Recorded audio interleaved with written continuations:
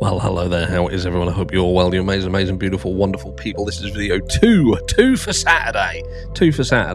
Like two for Tuesday, but at the weekend and better than Domino's. I've told you before, I don't have sloppy toppings that fall off me. Anyway, I hope you are all well. You're looking absolutely amazing. I'm going to get straight into the meat and potatoes as this is serious. This is serious.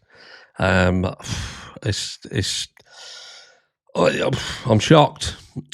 We've been told that Bryan Kohberger was a stalker. We've been told, and what can I say? Ashley Banfield done a video. This what is it called? Ashley Banfield. I can't remember what her channel's called. Ashley Banfield Nails Down Chalkboard channel, which is a voice. But anyway, you will see that he has got an abundance of videos here what seem to be around sort of Ted Bundy.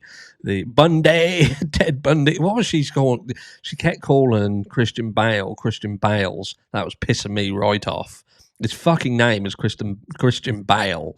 Why you couldn't get that right, I do not understand. He's like he's a massive actor, and he's from the US, and you can't even get his name right. But Ted Bundy, a lot of Ted Bundy in there, and different bits and pieces. But lo and behold, what is over here? What's over here? Only me, innit? That's me, my channel. Of all the channels in all the worlds, and Bryan Kohberger was watching little old me. Stalking me, clearly. Now, he watched Nancy Grace as well. He liked Nancy Grace, apparently. I bet he don't fucking like her now. But look, there I am. Bryan Kohberger liked himself a bit of the old harsh.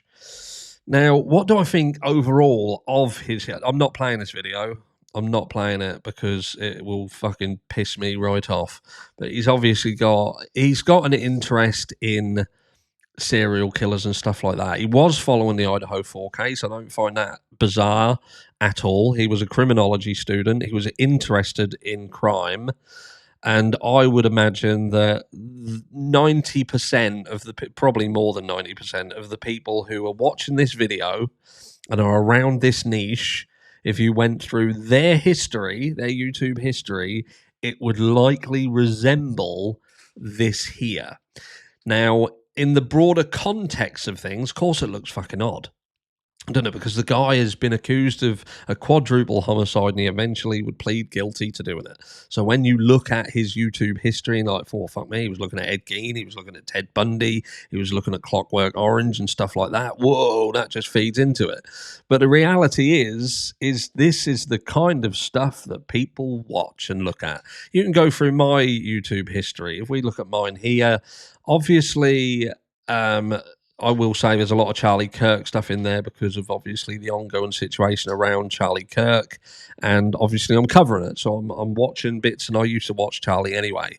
But sprinkled in amongst that, you see a little bit of what I look at outside of the work side of YouTube, and you've got here the Savage Heart Brothers and the Mason of the Woods, which is that chapter. Mike, love you. Let's give it a go. We've got that, a little bit of camping. We've got this, obviously, the Charlie Kirk stuff. This individual here, when evil teens think murder is hilarious, which is Explore With Us. If you haven't seen this video, by the way, go and watch this video. It's over on Explore With Us. I've took a little snippet from it, which I'm going to show you. I'm going to show you something. You'll see that I've removed some here. This was removing my own videos, by the way, when I view them, just to make sure that everything's okay. So I just removed my own videos. There's nothing nefarious in there. Unthinkable Charlie Kirk, more Charlie Kirk stuff in here. Leonardo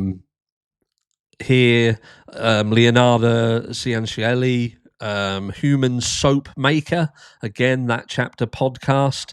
Herbert Mullen, human sacrifices to save the world. That so, do you know what I mean? It's that, again, Herbert Mullen, human sacrifice to save the world, part 2.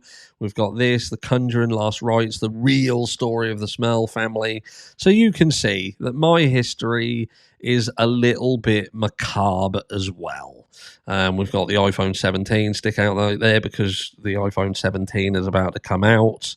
But yeah, that is my this here.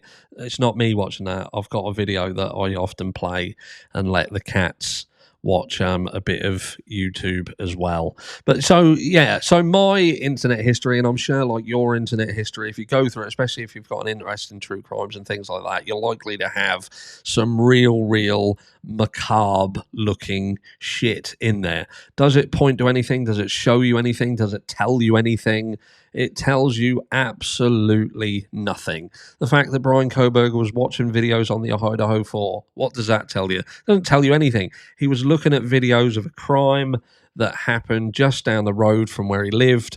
I live thousands of miles away, the other side of the Atlantic, and I was watching videos on the Idaho 4, as so was hundreds of thousands of other people around the country and world. I would say millions of people at one point were likely watching it, so it doesn't mean anything. But again, I appreciate that in the overall context of the situation, Bryan Kohberger being accused, Bryan Kohberger saying, yes, I did it, it does then allow people to go back into it and say, look, told you so, look how fucking weird he was looking at this shit. But what I won't have and what I won't tolerate is people like Ashley Banfield, for instance. She's all over Bryan Kohberger's nuts. And I think to myself, this case is supposed to be done. These are the camp of people who believe that Bryan Kohberger did it. He's pleaded guilty to it. He's been locked up for it. Yet they can't get off his balls. They're up to his nuts and guts, do you know what I mean? Or he's up to his nuts and guts and they're all over it, do you know what I mean? And it's just, you think to yourself, why? If you genuinely think that this case is over, he did it, he's where he deserves to be, why give the guy fucking more airtime? Why keep talking about him? Why keep having to try to act like you're trying to convince people of his guilt? Why do you have to do it? And why do you use such weak arguments for it? Oh, he must have done it because he looked at Bundy on YouTube. Oh, fuck me. Well, if everybody who's looking at Bundy on YouTube and Ed Gein and these kind of macabre kind of things, we've got a lot of fucking murderers amongst us, I'll tell you that for now. Do you know what I mean? There's a lot of murderers sitting around just waiting to go. Or if there's any unsolved crimes, then go and look at the people who are on YouTube who are watching these videos and see that whether they were out driving on the night. Have they got an alibi? Have they got an alibi? And I'll leave you with this passing comment, and that is, did Bryan Kohberger do this crime? Who the fuck knows? Who knows? I'm not sitting there saying he didn't do it, but I damn well won't sit here and say that he did do it either, because my opinion is it's not been proven beyond a reasonable doubt that he did it. And the fact that he said he did it means shit to me, because there are so many questions still around the Idaho 4 case that just have to be ignored for you to be 100%, in my opinion, convinced of his guilt. The fact that he was given a form and said, go through that, initial it, tick the box as relevant, and sign it and date it at the bottom if you don't want to go to court and potentially get executed, tells me fuck all.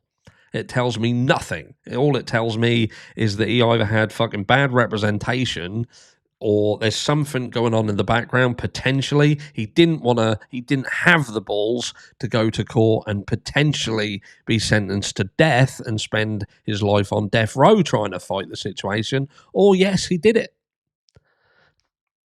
And that's it. That's where I sit with it. I don't know. I don't know whether he did it. Don't know whether he didn't do it. But what I do know is there's so much stuff being gagged, still being gagged. 51 fucking terabytes of evidence they said there was. And what have we been released? Probably 5 terabytes, sorry. Probably 5 terabytes of stuff out there. And even that's probably a stretch. That's probably a stretch once it's gone through compression.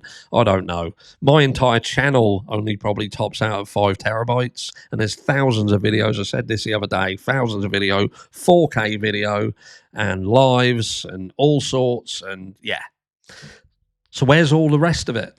Are we going to see it? Are we ever going to see it? There's still stuff to this day being filed under fucking seal.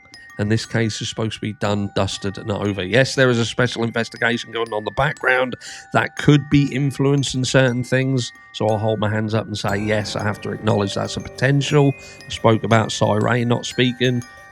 Some people are absolutely convinced that he is still bound by a gag order. And look, maybe he is. Maybe he is. I'm questioning it because there's so many other people just being allowed carte blanche to go out and have their say, including people who were dealing with the cellular side of this case, or, Cellbrite. But there you go. Love you all. I hope you have a fantastic weekend. And if I vanish off the face of the planet, it might be that Bryan Kohbergers escaped and he's come and got me, because obviously he's been watching me, stalking me. Love you all. Mwah.